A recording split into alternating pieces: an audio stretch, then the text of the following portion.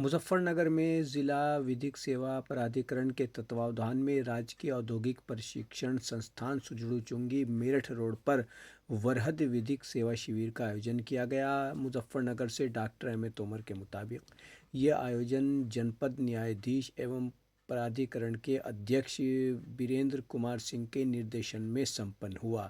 शिविर में आमजन को उनके संवैधानिक और विधिक अधिकारों की जानकारी दी गई तथा विभिन्न कानूनों से प्रावधानों के प्रति जागरूक किया गया।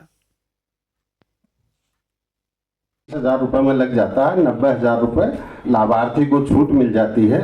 ये सरकार की महत्वपूर्ण योजनाओं में से एक है और सरकार चाहती है कि हम बिजली पर निर्भर नहीं रहें, स्वच्छ प्रदूषण रहित ऊर्जा मिले, हर आदमी अपनी ऊर्जा का स्वयं उत्पादन कर ले, किसी पर निर्भर नहीं रहे। अगर हम सोलर पावर प्लांट लगा लेते हैं, छोटा सिस्टम 2 किलोवाट का भी, तो 300 यूनिट बिजली हम अपनी छत पर पैदा कर लेते हैं, जिसके लिए हमारे मात्र 30-35 हज़ार रुपये खर्च होते हैं, बाकी सब्सिडी मिल जाती है। और इसमें 2 किलोवाट से 10 किलोवाट के घरेलू कनेक्शनों पर यह सुविधा है। 3 किलोवाट का सिस्टम जो है वो लगभग 1,85,000 रुपये का है, उस पर 1,08,000 रुपये छूट है। इसमें आप नगद पैसा दे के भी सिस्टम लगा सकते हैं और बैंक से लोन की सुविधा भी है।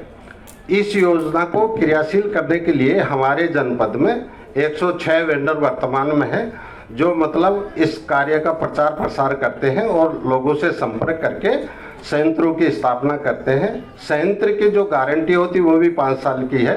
अगर कोई भी दिक्कत होती है तो 5 साल तक जो वेंडर लगाता है वो उसका मेंटेन करता है और अनुदान की धनराशि सीधी लाभार्थी के खाते में आती है, नहीं कि मतलब किसी दूसरे सोर्स से। इसमें कोई वैसी बात नहीं होती कि भाई सब्सिडी आने में देर होती है। केंद्र सरकार की सब्सिडी जैसे ही संयंत्र स्थापित हो जाता है उसके 15 दिन के अंदर अंदर आ जाती है और स्टेट गवर्नमेंट का जो अनुदान है उसमें लगभग 1 महीना लग जाता है।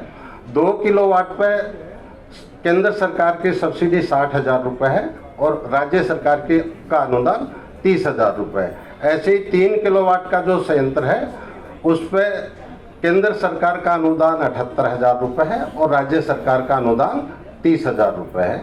और अनुदान आने में कोई दिक्कत नहीं है, 1 महीने में दोनों अनुदान आ जाते हैं। इस योजना के लिए कहीं जाने की भटकने की ज़रूरत नहीं होती है। आप घर बैठे ही अपना बिजली आवश्यक कागज है, इसमें बिजली का बिल, आधार कार्ड, बैंक की पासबुक और फोटो, हमें या हमारे वेंडरों को अगर आप ये व्हाट्सएप पर भी कर देंगे तो रजिस्ट्रेशन करना पड़ता है पोर्टल पर, उसका कोई चार्ज नहीं है। जब पोर्टल पर रजिस्ट्रेशन हो जाता है उसके बाद वेंडर आपके यहाँ आएगा, घर का सर्वे करेगा छत वगैरह का और आपको वो पैसा बता देगा इतने पैसे में लग जाएगा।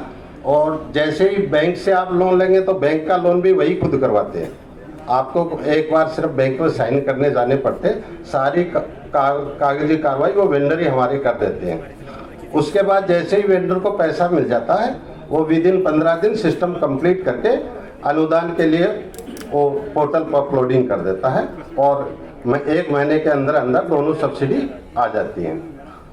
दूसरी योजना है हमारी सरकारी और अर्ध सरकारी भवनों पर सोलराइजेशन करना। इसमें 2 योजनाएं हैं, एक कैपेक्स मोड है, एक रेस्को मोड है। कैपेक्स मोड का मतलब यह है कि किसी सरकारी बिल्डिंग पर अगर 25 किलोवाट से कम का विद्युत कनेक्शन है तो वो कैपेक्स मोड में लगता है, जिसे शासन से पैसा लेके लगाया जाता है। रेस्को मोड में वो है कि जो 25 किलोवाट से अधिक क्षमता के विद्युत कनेक्शन है जिन सरकारी बिल्डिंगों पर, उनको रेस्को मोड में लगाना पड़ता है। उसको ना विभाग को पैसा खर्च करना पड़ता है ना सरकार को पैसा खर्च करना पड़ता है। विकासकर्ता जो होते हैं जितने क्षमता का विद्युत कनेक्शन होता है वो अपने खर्चे से उस बिल्डिंग पर अपना सोलर पावर प्लांट लगाते हैं और उसको सोलर प्लांट से ही बिजली मिलती है। जैसे बिजली विभाग हमारे यहाँ से 9 या 10 रुपये लेता है, वो सिर्फ 4 रुपये 85 पैसे लेते हैं पर यूनिट के। विद्युत विभाग हमसे 9 रुपये के लगभग यूनिट लेता है। तो हमें 1 पैसा खर्च नहीं करना है, अपनी छत देनी है मतलब विकासकर्ता को, मतलब सिस्टम लगाने के लिए जगह तो चाहिए। आप जैसे अभी किसी विभाग का 1 लाख रुपए का बिल आ रहा है, अगर वो सिस्टम हम लगा लेंगे उतने क्षमता का तो आधा बिल कम हो जाएगा। दूसरी योजना है हमारे यहाँ पीएम कुसुम C2 योजना। पीएम कुसुम T2 योजना में सरकार की ये नीति है कि जो एग्रीकल्चर फीडर है, जो किसानों को बिजली दी जाती है, जिन बिजली घरों को, उनको मतलब सोलराइजेशन कर दिया जाए कि दिन में सारे दिन सोलर से उनका वो सिंचाई होती रहे, रात में उनको नहीं जाना पड़े खेतों में। उसके लिए भी हमारे जनपद में 80 बिजली घर चयनित हुए हैं सर, और उनमें से 41 का टेंडर हो चुका है और विकासकर्ता उनके यहाँ मतलब सोलर पावर प्लांट लगा देंगे। विद्युत विभाग और विकासकर्ता के बीच में 25 साल का एग्रीमेंट हुआ है। वो 25 साल तक अपनी बिजली जो पैदा करेंगे विद्युत विभाग को देंगे और किसानों को निःशुल्क बिजली सोलर से मिलती रहेगी। एक पीएम कुसुम C1 योजना सर, जिसमें जैसे किसानों के यहाँ अपने इंडिविजुअल विद्युत कनेक्शन है सिंचाई के लिए, उनको भी सोलराइजेशन करने का प्रावधान है। उसमें किसान को राष्ट्रीय विधिक सेवा प्राधिकरण के निर्देशन में, दिशा निर्देशन में, राज्य विधिक सेवा प्राधिकरण के मार्गदर्शन में जिला विधिक सेवा प्राधिकरण मुजफ्फरनगर द्वारा आयोजित किया जा रहा है। इस शिविर का उद्देश्य जो है वो समाज के कमज़ोर वर्ग के लोग हैं, समाज के वंचित वर्ग के लोग हैं, हाशिए पर जो लोग हैं, उनको विधिक सहायता, विधिक जागरूकता के साथ साथ सरकार की जो भी कल्याणकारी योजनाएं चल रही हैं उन सबका लाभ जन जन तक पहुंचाना है। जो भी व्यक्ति इसका लिए पात्र है वो आए और उसको लाभ दिलाया जाएगा, यही उद्देश्य है। इसमें हमारे द्वारा जो है 3 चरण में शिविर का संपादन किया गया है। योजनाओं के लिए पात्र व्यक्तियों का चिन्हीकरण, उनका पंजीकरण, फिर उनको जो है शिविर के माध्यम से लाभ दिलाया जाना।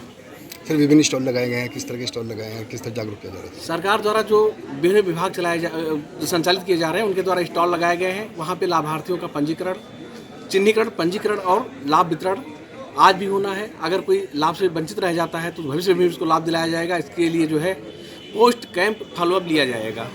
सर, चेक और प्रशस्ति पत्र भी दिए गए हैं लाभार्थियों को? जी, चूँकि योजनाओं में जो लोग चिन्हित किए गए हैं और उनको जिनको चेक दिया जाना था वो डमी चेक इसलिए दिए गए हैं कि उनको लाभ दिया जा चुका है शिविर के माध्यम से। और चूँकि जो चेक दिए गए हैं ना, इसका अकाउंट में सीधे उनके पैसा आता है, सीधे पैसे ट्रांसफ़र हो जाते हैं, तो डमी चेक इसीलिए प्रदान किया गया है। और अगर अकाउंट में पैसा नहीं आता तो फिर हम लोग डायरेक्ट वास्तविक चेक देते हैं। ठीक है, थैंक यू सर।